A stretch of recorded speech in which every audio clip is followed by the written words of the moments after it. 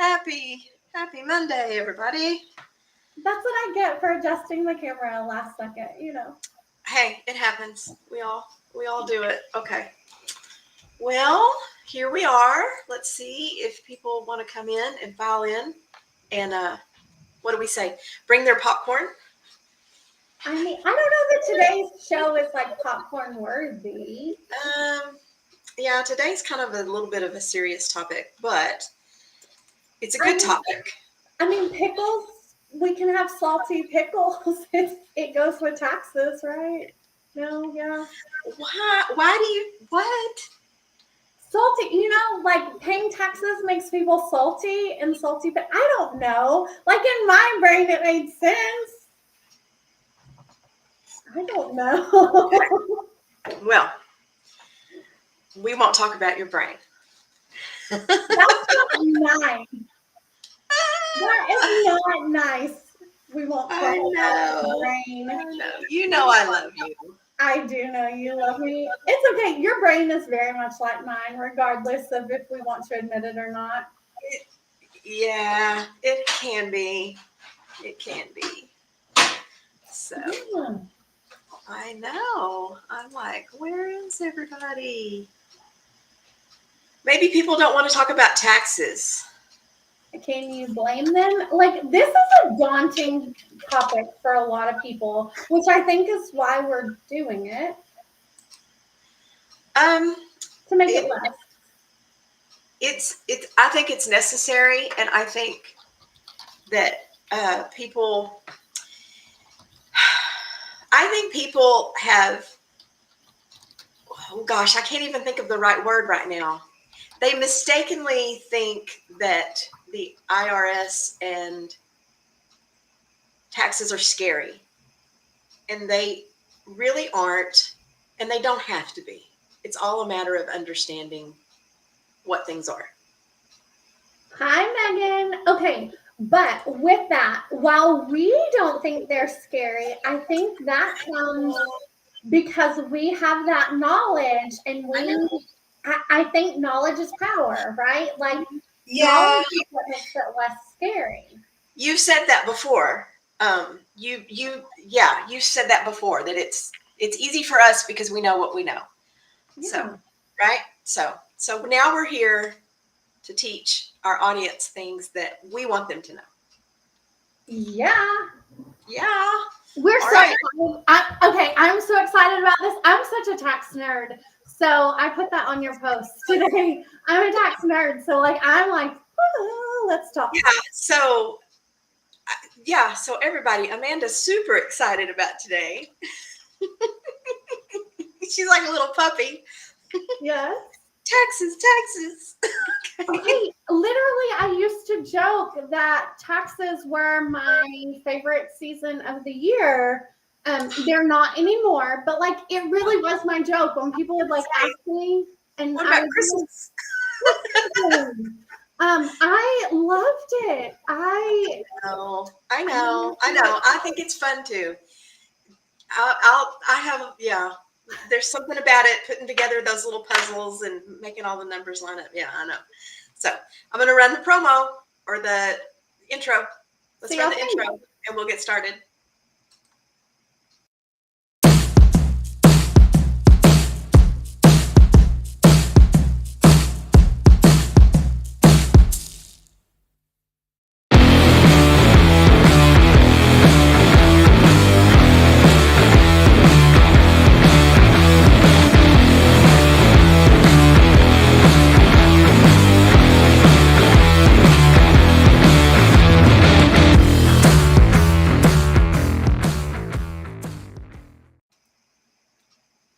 Okay, I love that song. I love that song. I know, it's a pretty cool song, isn't it? Yeah. Hello, everyone, and welcome to the Down Home Texas Small Business Show. Are you reading it off the screen? Because I have to when I say it. Yes, because I keep forgetting the name of our show. Yes, and today is episode 8. 8. Wow. Episode 8. Let's talk tax. Let's talk tax. Let's talk taxes. Okay, we could talk taxes. Okay, but we're gonna talk taxes instead. We are. We're going to talk about taxes and give you people out there that are wondering all about it some tips and tricks and Tips and some tricks. helpful advice. And Right? timely advice. It's such timely advice because people should be, and if you are not, this is your call to action. You should be gathering things, you should be getting ready. So if you haven't kind of started that, Yes. let this be your starting point. Yes. That's a good. It's good. We tax preparers don't like you to wait till the last minute. So go ahead and get your stuff together. We just actually passed one of our deadlines that we're going to talk about. January 31st was the deadline to not receive, but the deadline to issue 1099s and W-2s. So what does that mean? Because What does that mean? I know I'm getting a lot of questions on this. I am fielding contractors who are saying, I haven't gotten my 1099. I haven't gotten my W-2 from Yep. employees. Like we talked about before, those are not the same. So they are under the impression January 31st happens and magically poof, they have it. What actually happens behind the scenes? What actually is supposed to be happening? Well, the thing is, they actually have until January 31st to have it postmarked that they've issued it and it's out and it's on the way. I'm going to be honest and tell you that there are a lot of people that miss the deadline, especially with 1099s. So, Why? Because they don't get the correct information or the enough information to issue it ahead of making payments to people. So what do you need to issue 1099s? We're going to go through a quick rundown now that the filing deadline's over. Oh, I didn't know it was going to be a pop quiz. Sammy, you don't know the answers. No, I'm Okay. kidding. So for 1099, that's a independent contractor, non-employee compensation type thing. You need a W-9 form. So if you're an employee, you fill out what we call a W-4, and that tells people how much they're going to withhold in taxes and Social Security and Medicare and those type of things. When you're not an employee, but you're receiving payments from someone for services, they will request a W-9 form from you. And it's basic information, your name of your business, if you have one, your address, and then your tax ID number. That might be your Social Security number, or if you're operating a business, it could be what we call your employer identification number or tax ID. So that way they know at the end of the year, they have all the information needed to add up how much they've paid you and issue a 1099. They have to issue you a 1099 if they've paid you more than $600 for the year. For services. For services, not goods, not products, services. Services. Okay, so one thing Timmy skipped over on the W-9, and this is where a lot of people you don't have to give me a 1099. On the W-9, you pick which type of entity you are. Right. So you're filling it out with your information. You say, I'm a sole proprietor, I'm an S Corp, I'm a partnership, I'm a this, I'm a that. That's the box that tells us whether or not you actually need that. Oftentimes, people will tell preparers, I'm not going to send you a W-9 because I'm exempt. I don't get 1099. That is not true. You still have to send a W-9 to those requesting so that they know you're exempt. So Right. just a PSA, for those of you who said, I don't want to send it because I'm exempt. That's how you let people know that you're exempt. Mm-hmm. Right. You check the appropriate box. That lets them know that they don't have to issue you one. And you don't have to receive one. if you are a corporation, right? S Corp, C Corp, right? No, S Corp still receive. Oh, they do? Okay. Yeah. Okay. Okay. Yes. And then there's another, and another rule about it has to do with attorneys. Oh, yeah. Attorneys. Megan, do you know the rules? Megan, are you still on? You don't. You do need to send attorneys who have given you professional and legal services. Right. Right. Even, They always get one, regardless of what their entity status is. yeah. Okay, so that's just a PSA because we're just coming off the filing deadline and we are being inundated. And so we're taking this opportunity to kind of share that with you guys so that it doesn't help with the 2024 deadline, but it will help in 2025, we hope. Absolutely. And so so here's what we have this saying in the bookkeeping industry: no W-9, no payment. Yep. So we like to make sure that we have all that info ahead of time, because the last thing you want to do is come to January 1st and now you're scrambling and trying to contact all the people that you paid over $600 to and get their information, and it's impossible. You can issue a 1099 without a tax ID number. Okay, so what is the purpose of a 1099 or a W-2? Like from the IRS's perspective, Tammy, what would you say? Another pop quiz. Okay, what they're doing, you're okay. What they're doing is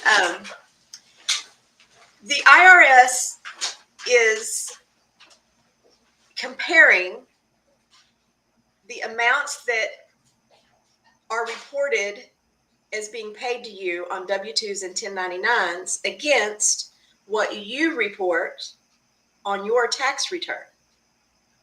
To limit tax evasion. To limit tax evasion. So, for example, if you receive a 1099 for services for $10,000, and on your tax return that year, you do not record that $10,000, you now have a $10,000 discrepancy. The IRS can see that, and that is a red flag to them to send you a love letter and to tell you that something's not right, and they've recalculated for you, which is what they'll do. And now they're going to tell you to pay taxes on that additional $10,000. And if it's a big enough amount, they might come at you a little bit. That is true. So that's what the purpose of them are.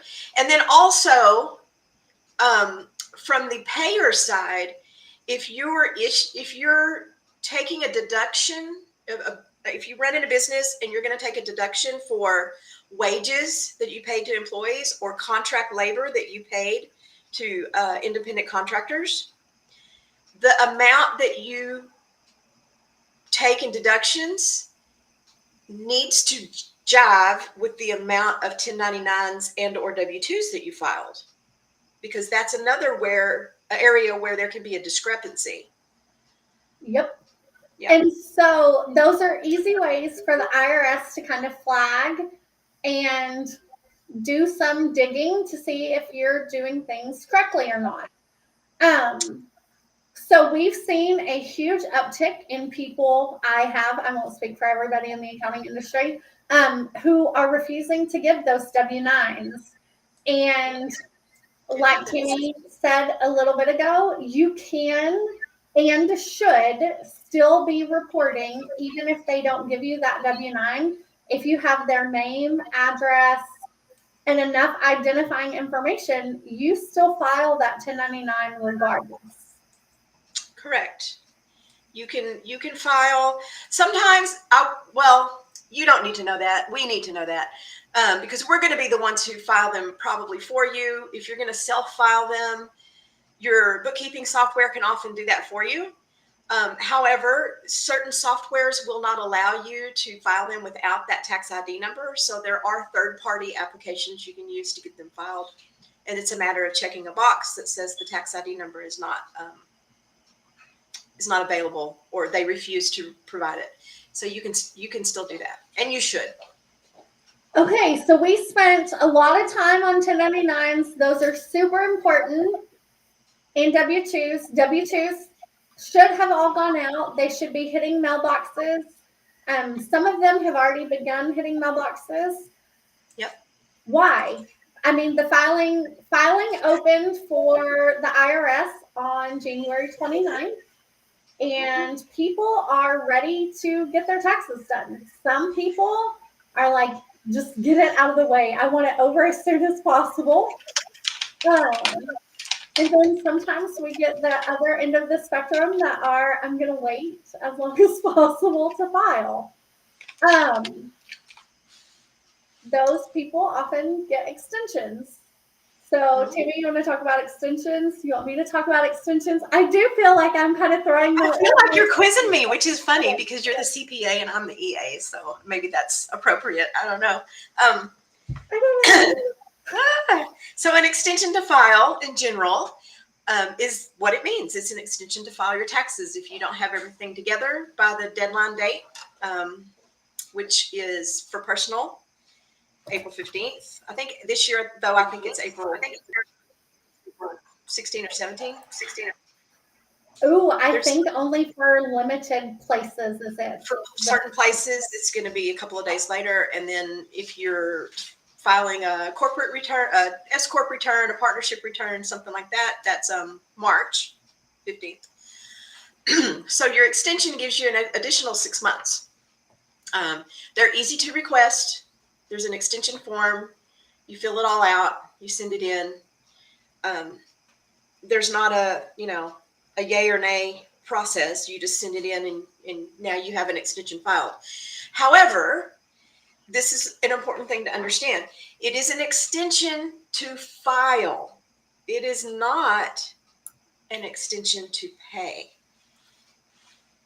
Because technically you should have paid everything in by January 15th, 16th this year. That was the fourth quarter deadline. So, Amanda, question for you. If you're filing an extension for additional time, how do you know what to pay? Okay, realistically, if you are filing an extension, what we would like to see from a preparer standpoint is that there is something you are missing that means you can't file timely. Okay, so if you have something that's passing through from another entity to you, we are going to talk about some of those amendments on those kinds of documents in a little bit. But say you have a bank statement or not your bank account statement, a statement from an account at a bank, an IRA, or something where you have dividends or brokerage statements. Those sometimes aren't done accurately in time to file for the filing deadline. So in those cases, we take your best guess because you don't know, let's be honest. If you have a brokerage statement that is buying and selling on your behalf, you may not know how much you've gained throughout 2023 until you get that brokerage statement. So there are going to be times in cases like that where you would give that to us and we would then plug it into the software and say, whoa, that gain, you're actually going to owe some more money. If I were you, I'd go ahead and pay that. Lots of people file what they call a zero due extension. Nothing is ever due with an extension. It is an optional payment. Yes. So all of that to say, we want you to pay what you can when it's determined that you owe it. If you file a zero due extension and then you complete your return by the extended deadline, and you owe, are you charged late fees and a penalty for not having paid with the extension? Yes. So penalties and interest, those come into play from the minute that it is due. And like Timmy said earlier in the show, the due date being extended for the tax return does not change the due date for the payments. Your payments are due at the original deadline. Mhm. Yep. No, you still get penalties and interest. Unfortunately. So, very good. All right. So, let's talk about those deadlines for a minute. March 15th, April 15th are the general tax deadlines that we're working with, and the types of returns that are filed with each one. So, um, like I said, March 15th, the earlier one is mostly for business returns, business type returns. Partnership and S Corp in particular, because with those returns, the owners of the business get what is called a K1 with their share of the net income, net profit or loss to report on their personal return, which would then be due in April. So there's a gap there to allow you time to prepare your business return and then your personal return. So those are basically what in our world we call flow through items. And so anytime you have a flow through item, you need to have a period in between when they're due, right? If my business return is due on the same day as my personal tax return is due, it's one thing if I'm doing both, but what if somebody else is doing my business return and they don't plan to file it until the due date?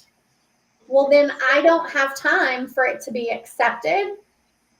And accepting the IRS accepting your return is important. It is not truly filed until it is accepted. And so what if they kick it back? Something's wrong, the EIN number or something kicks that back. I can't take that information and flow it through to my personal return. You can't take that information and flow it through to your personal return. So that's kind of why there's that stepped month in between, is so that there's time to finalize your personal return with all that flow through information. That's right. That is right. So, in case anybody that's wondering, okay, in Texas, we have informational returns that are also due. True. We are not going to go through a list of returns that are due in any given state because we would inevitably leave something off. But just a reminder that if you have a certain type of entity, it may also have other filing requirements other than just a federal or a state income tax return. Texas doesn't have an income tax, but we do have other informational or franchise reports. These can be state specific. And so make sure if you're self filing or it's your first time filing for a business, even if you have a preparer, that you've talked through what those requirements are, because it is ultimately, who does the responsibility fall on? The taxpayer. I know that we trust us and we do our best, but ultimately all things fall back on the taxpayer if it's done or not. True. That's true. And speaking of other types of returns or reports, there is one that's been in the news lately called the BOI. Whew. Can we remember what that stands for? Beneficiary Beneficial owner. Beneficial owner. BOI. I'm Googling. Dr. Beneficial Rescue. Beneficial ownership information report. Are you filing those for your clients? You know what? I don't No, I'm not going to file them, and it has to do with my liability insurance carrier. In a lot of cases, our liability insurance carriers won't cover us for errors if we were to make them on that. But what I would do is assist one of my client owners in making sure that they had all the T's crossed and the I's dotted before they submitted it. So, but it is an informational report that you as a business owner can file yourself. You can do it online, and it's not a report that's going to go to the IRS, though.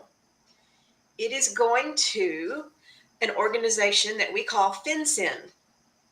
Amanda, what does FinCEN stand for? Couldn't tell you. I failed my pop quiz. I have no idea. It's an organization. They're also trying to kind of crack down on owners not reporting what they own and Yes. where they own it. And so I don't know the acronym. Sorry, guys. I looked it up. FinCEN, FINCEN, stands for the Financial Crimes Enforcement Network, and it is a bureau of the U.S. Treasury Department. And yes, like you said, what they're looking for is fraud and foreign holdings, right? And so they're looking for common ownership. They're looking for, I would assume, money laundering from one business to another. They're doing these things, honestly, because we have to. Yes. Somebody breaks the rules and we have to do it. And so they've implemented this new requirement. And the filing deadlines for those are depending on when you opened your business. So some of them are due before others. And it really is just an informational report because they are wanting to know who is the owner. Who is the owner? Filing deadlines for that, let's see. A company registered to do business before January 1st, 2024 has until January 1st, 2025 to file the BOI report. So our businesses were in existence before January 1st. So we have until 2025 to get those filed.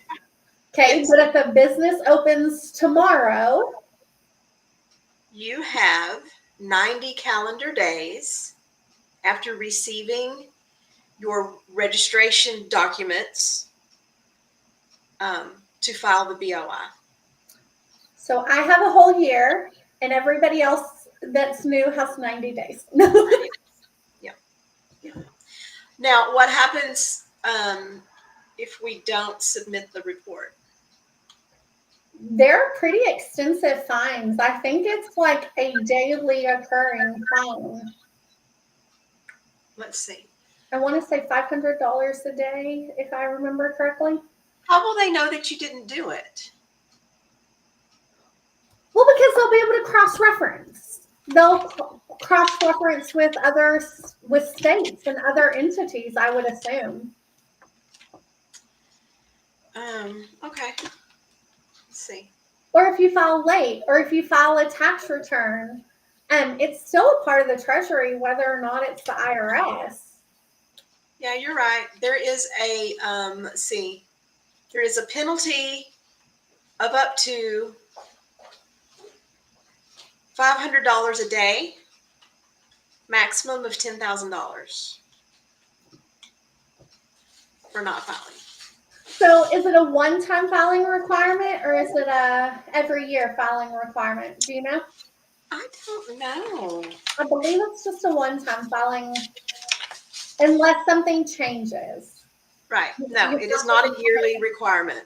Mm-mm. It says you file the initial BOI report and then any corrections or updates as necessary. Yep. Okay. So That's good information. those are big things kind of happening in tax world or compliance world, because BOI isn't really tax related. Do we have any other big things happening? I know that Congress is kind of Yes. a mess. Did you say Um, it's a mess? do what? I said, did you say Congress is a mess? No, of course not. They're wonderful people. They do everything on time. Wait, They're very they're punctual. on time? So we're not currently still debating 2023 tax law and regulation? We are still debating 2023 changes.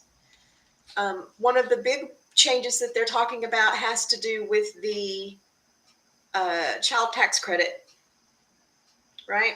And bonus depreciation? And bonus depreciation. Yeah, that's another big one, whether or not it's going to be 100% or 80. That's a big difference depending on Big, what you big, bought. that can be a big difference. And then the child tax credit, they're talking about a portion of the child tax credit is refundable. And they're in discussions on increasing the refundable portion. And the last I read about it, we were waiting on, I believe we were waiting on a House vote. I haven't read on it very much. Yeah. Yeah. So, So my take on that is me reading up on it. They're going to change it back and forth 10 times before they approve it. So I don't read it until they finalize it. I think probably true. When that brings up another question. Let's see if you can explain this one. Maybe. Can you explain the difference between a refundable credit and a non-refundable credit? Oh, yes, yes, I can. Okay, so if it is a non-refundable credit, it means that if the IRS on your tax return, it shows that you owe $1,000 of tax, and this is before you calculate anything that you've paid in or been credited, okay? So you owe $1,000 of tax. That's what they have said your tentative tax is. Then you have money you've paid in, so those estimated tax payments or money you've paid in on your W-2, or those credits that can be refundable or non-refundable. So all of that kind of goes into this lump sum and goes against that $1,000. But some credits are limited. They can be limited to how much pays back out, which is what they're talking about, the child tax credit. So if you had $5,000 of money paid in, credited essentially, you would be getting a $4,000 refund, right? Right. Unless one of those credits is limited or non-refundable. So what they say is, no, we will cover up to what you owe in tax, but we're not going to refund any of that to you on a personal level. Mm-hmm. Mm-hmm. So some credits are refundable, some are partially refundable, and some are not refundable at all. Mm-hmm. One of the main ones that is refundable is the earned income tax credit, the EITC. And this one goes to explaining why some families with children who are considered low income and don't have a tax liability at all or have very little tax liability still get a refund because they qualify for the earned income tax credit. And so they are refunded that credit over and above what they may have already paid or not what they owe or not owe in income tax. Correct. So that was done. And like Tammy said, I want to point out it is earned income. So it only goes against income that has been earned. It is not against investment income. It does not accrue for income that's not earned. So you don't get It's not credit considered. if you are Yes. not working. So earned income is exactly what it sounds like. You worked for it. That's how you earned it. Yep.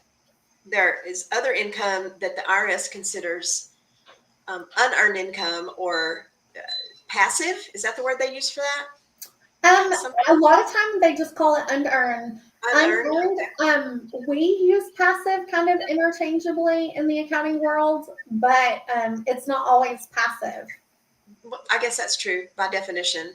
But like you said, unearned income would be interest on a savings account.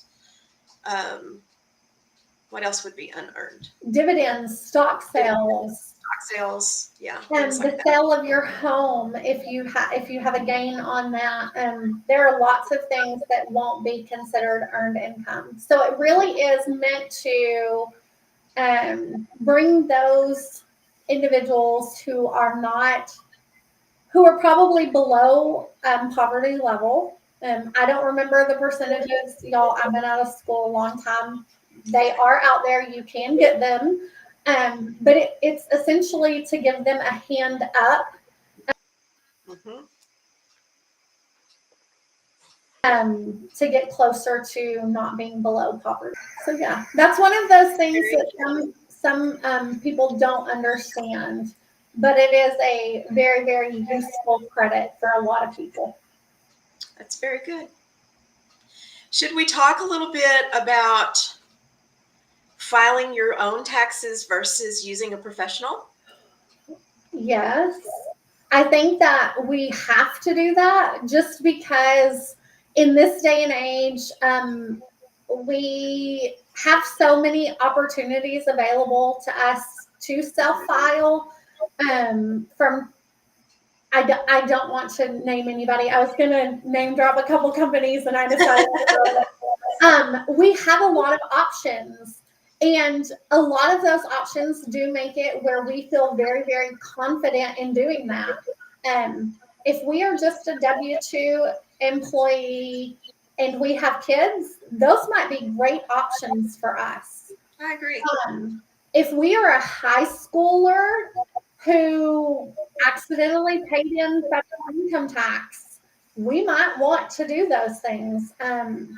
Those are very, very beneficial to get that money back. However, if you have a complex tax return or you have a complex family dynamic, so if you have claimed a kid before when you were not supposed to, it happens. Or if someone has claimed your child before when they were supposed to. Sometimes those family dynamics, if you have a court order telling you who can claim the child, you may need a preparer. Court orders do not overrule IRS law and regulations. I know that I get a lot of people who say, well, I claim every other year. The law dictates who claims based on who they live with and income amounts. And there are some intricacies there, nuances.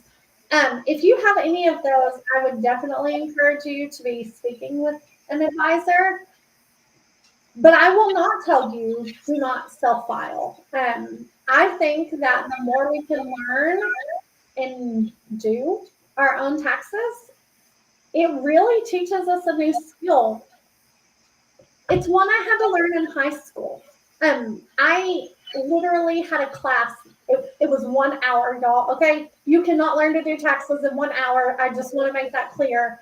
But they really stressed the importance of what it meant to file taxes. And they didn't go through all the steps, but they told us about it. And so I think the more people that we can educate on that, the better. But if it gets too complex, know when to tap out and call in a professional. Mm-hmm. I'm with you there. There are lots of options for people that are free or low cost. And if you have something simple, that's great. I hadn't really thought about the household dependent type status things.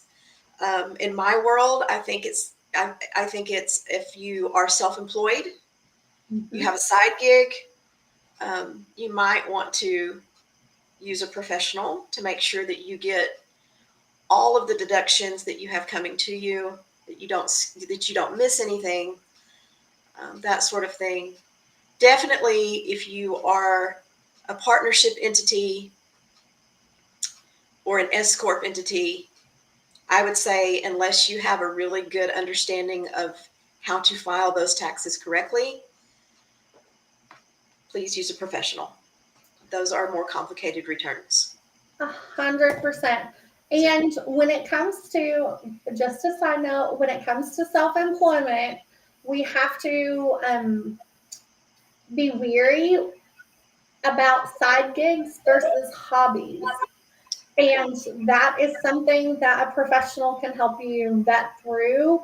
Is this something you're actually doing for profit motive? Or do you just sometimes make a little bit of money as happenstance? Yeah, that's true. That can work out really well.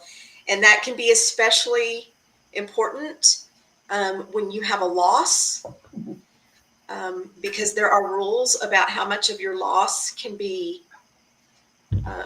calculated against earned income in certain cases.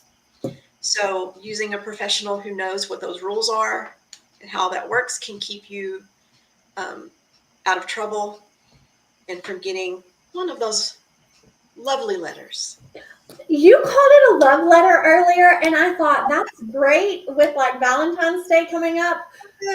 But if anybody's interested in sending us love letters, try not to make it those kinds from the IRS. Yes.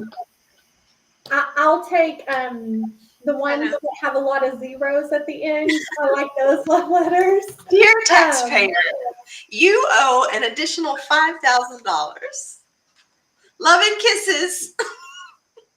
The IRS. Uncle Sam. No, Uncle Sam. Love Uncle Sam. That's not what it says. That's usually not what it says, right? No, guys, they're not that nice about it. Okay, so I think we promised some tips and tricks. Okay. What are the tips and tricks? And it's misleading to say tricks, y'all. There are no tricks. Let's say that. Okay, that reminds me, and I have something I want to say about that. When you're watching social media, especially these ones that show these little videos, and it starts with, here's something the IRS doesn't want you to know, you can disregard what comes after that. The IRS wants you to know how to file correctly. They want to know everything. So trust me, you're fixing to get a half-cocked tax tip from somebody who does not know what they're talking about. Wait, but I heard last year on TikTok that you can write off your birthday party. Oh, shut up. I really did hear that on TikTok. We had a whole discussion over this, which is why she told me to shut up. People really are out there giving that kind of bad advice. If you own a business and you throw yourself a birthday party and you invite all of your employees and your clientele, don't forget those meeting minutes. And you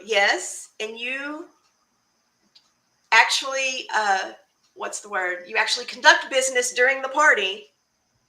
It has a business purpose, and it just happens to be on your birthday, and there just happens to be cake.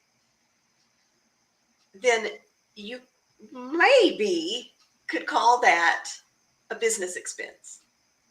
Stop shaking your head, Amanda. You know I'm right. We're not giving half-cocked tax deduction advice. However, there are people that can say those things with a straight face.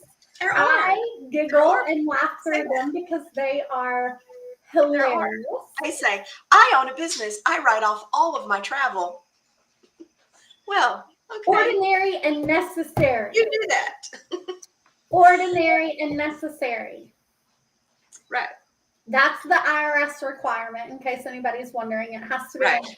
ordinary and necessary expense. Ordinary and necessary. It can't be over the top, luxurious. You know, like you can't go on a yacht for your birthday party.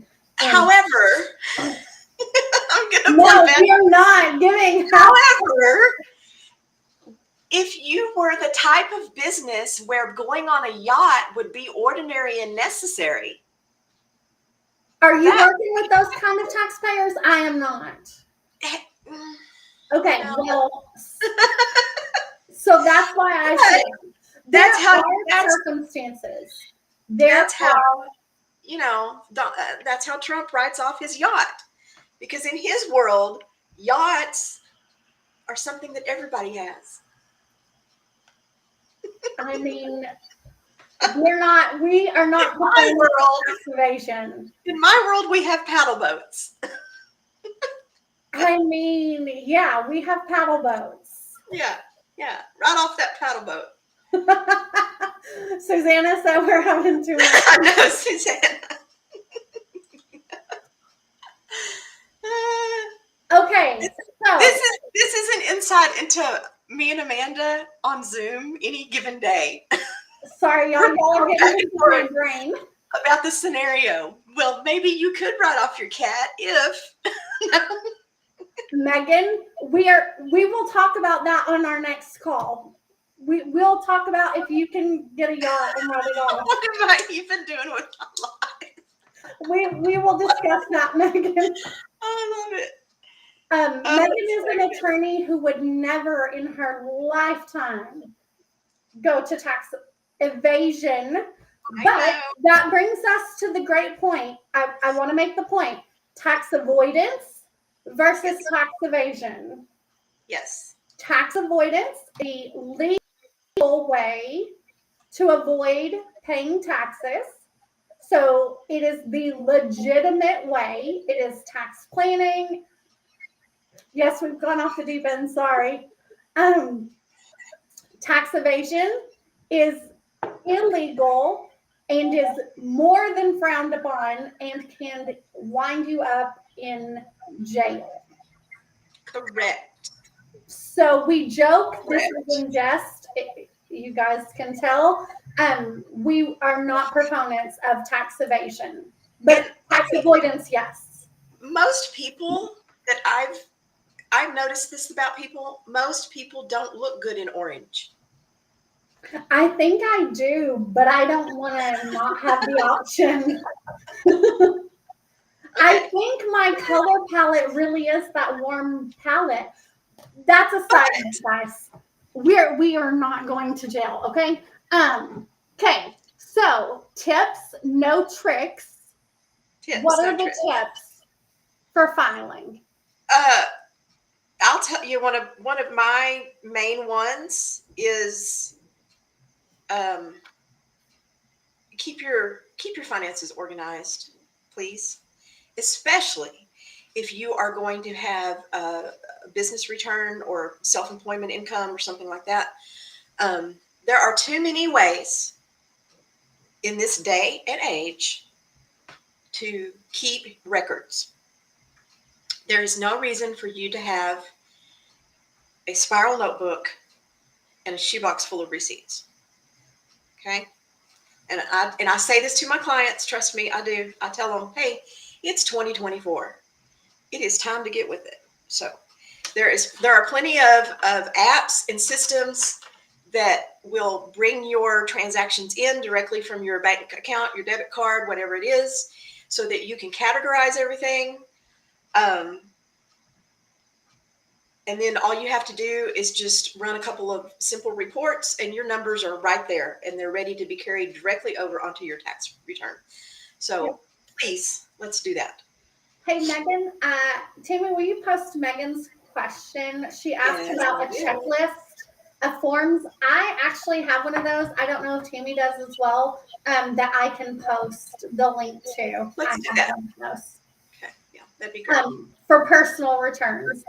Business returns are a little bit more difficult, but I do have one for personal returns. Okay, in terms of tips, be proactive in what you're doing with your taxes. So be organized. If you're getting the forms already, put them in one place. Really, it's as simple as that. The worst thing is when you completely miss something because you don't check your mail and you are like me and you have a stack of mail somewhere. But I can tell you, my stack of mail, I take all of my tax documents and stick them to the side and say, hey, this is tax related, this is tax related.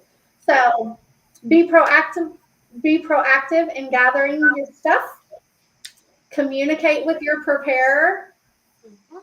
We're going to throw out this same one as earlier. Don't wait until the last minute. One of the hardest things, once you've gotten into the cycle of being an extension filer, it's very, very hard to get out of being an extension filer. So what does that mean? I, Amanda Adams, am not an extension filer, but we're going to use me as an example. If I don't file that April 15th, but I file my extension, I have until October 15th to file my taxes.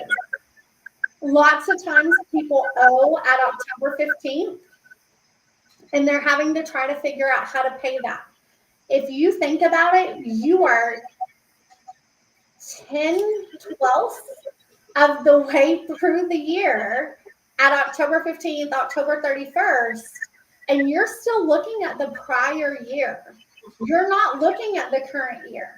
And so it kind of gets you into this repetitive process of you're always behind the eight ball. You're always playing catch up. Yeah. So we encourage you, if you file an extension because it's necessary, okay. Still don't wait till the October 15th deadline. You can file anywhere between April and October. So you can still file in June when that piece of mail comes in, or July. And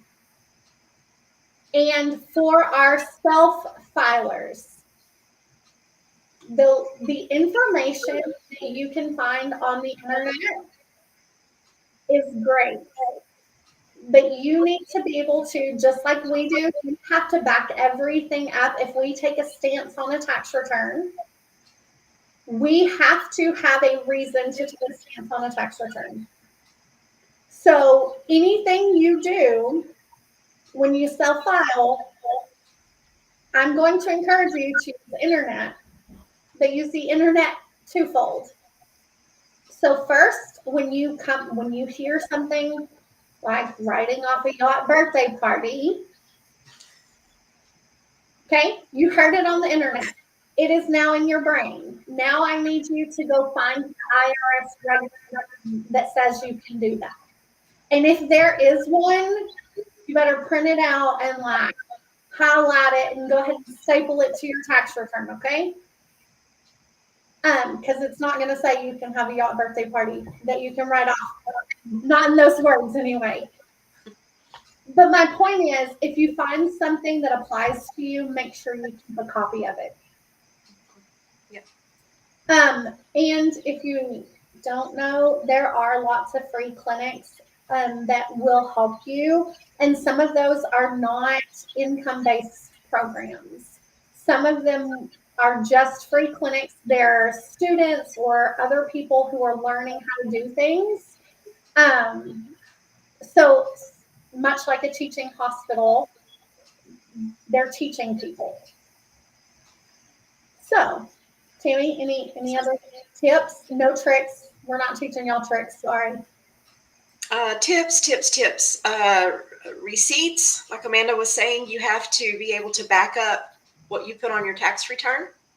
So if you are taking deductions, this is especially true as a business or someone who's self-employed. we're not going to ask to see all of your receipts when we prepare your taxes, but we do expect you to have them. In the case that the IRS comes back and asks you to prove an expense is valid. So, so stay organized in the way that you keep your receipts. And again, it's 2024. There are many applications that can be used to capture receipts digitally. And you can take your paper ones and scan them, or take a picture with your phone, and you can load it up to this app where they will live happily ever after in the cloud. And you do not have to worry about, what did I do with that slip of paper? Oh, I think it's somewhere in my truck. That sort of thing. So use what we have available to us as tools to keep yourself organized and proactive and ready. And if you need some tips or some suggestions on that, reach out to me on LinkedIn or Amanda, because we use these things and we know what they are, and we can send you in the right direction. And those are not affiliate links for us. Right. They are Correct. just professional recommendations from Correct. what we've done in our professions. Yes. Yeah. Yeah. I think this has been really informative.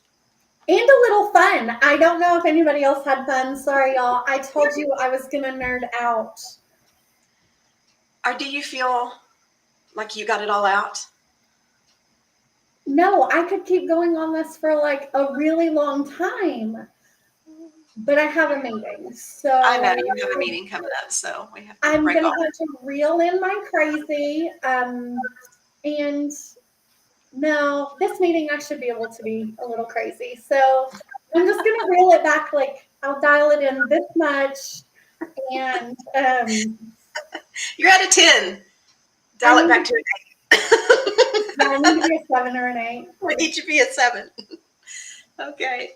Well, this is really good. I think if you have any questions, send them to us. Post your comments, and we'll be back again with another show full of information for you guys. That's why we're here. This is our little passion project to help you guys out and give you a glimpse into our world. It's a bit scary. As it is. It can be. So, with that said, happy taxes. Happy taxes.